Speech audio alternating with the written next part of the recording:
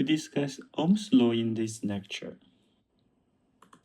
In this example, we have a light bulb connected to the battery from a simple completed circuit. We can use an ammeter to measure the current flowing through the light bulb I.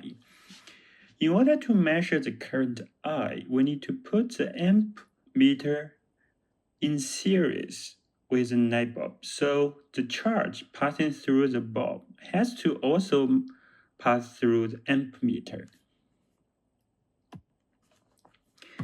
We can use a voltmeter to measure the voltage across the light bulb. The potential difference we'll call delta V. In order to measure the potential difference or voltage of the light bulb, we need to connect two ends of the voltmeter to the two ends of the light bulb. So the voltmeter and light bulb is connected in parallel. In an ohmic conductor, the voltage applied across the ends of the conductor is proportional to the current through the conductor. We define the constant of proportionality to be resistance of the conductor. So we have the famous Ohm's law. Resistance equals voltage over current, or R equals V over I. The unit of resistance in SI unit is 1 ohms. 1 ohms equals 1 volt over 1 amp. Resistance in a circuit rises due to collision between electrons carrying the current with fixed atoms inside the conductor. Experiments show that a lot of materials, including most metals, the resistance is a constant over a wide range of applied voltage or currents. So this is the famous Ohm's law, V equals I times R. Ohm's law is empirical relationship that is valid only for certain materials. Materials that obey Ohm's law are called ohmic materials. The resistance is constant over a wide range of voltage for ohmic material. The relation between current and voltage is linear for ohmic material.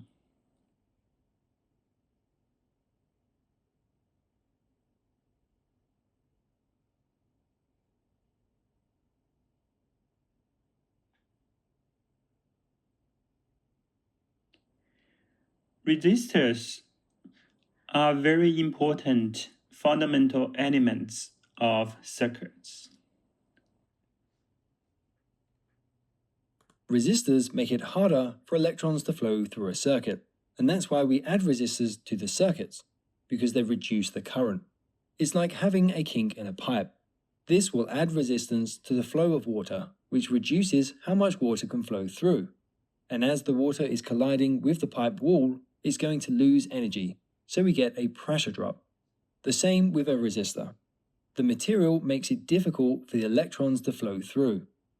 The electrons are going to collide and waste energy, so we get a voltage drop. This wasted energy needs to go somewhere, so it leaves as heat. If we look at a resistor through a thermal imaging camera, we can see that heat leaving. For example, this LED is rated for a maximum of 22 milliamps, or 0.022 amps. We want to connect this to a 9-volt power supply. If we use a 100 ohm resistor, then the current would be 0.09 amps, which is too much, and the LED will burn out.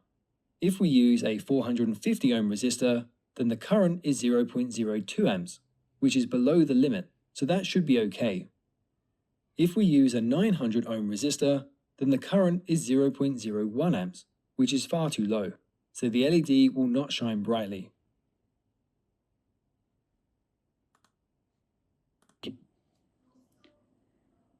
The resistance of an ohmic conductor is proportional to its length and inversely proportional to its cross-sectional area.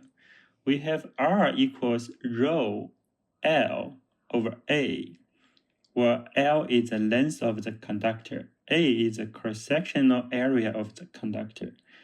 The Greek letter rho is a constant of proportionality of resistance related to length and area, and is called the resistivity of the material.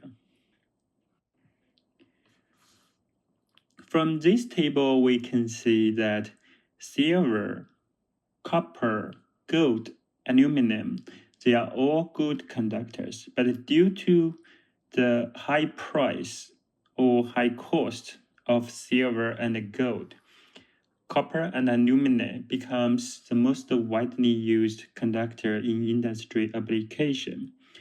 From here, we also see germanium and silicon are semiconductors.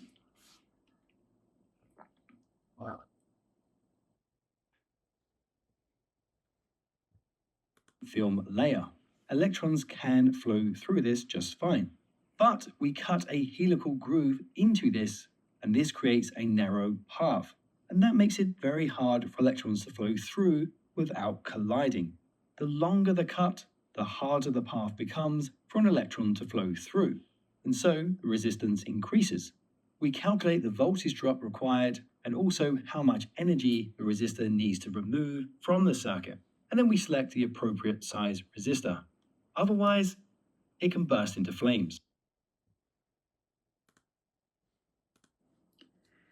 There are class of materials and compounds.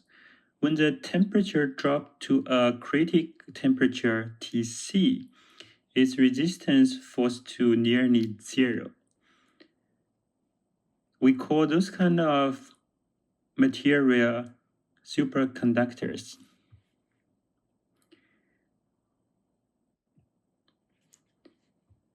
The value of critical temperature is sensitive to the chemical compound, pressure, and the structure of the material.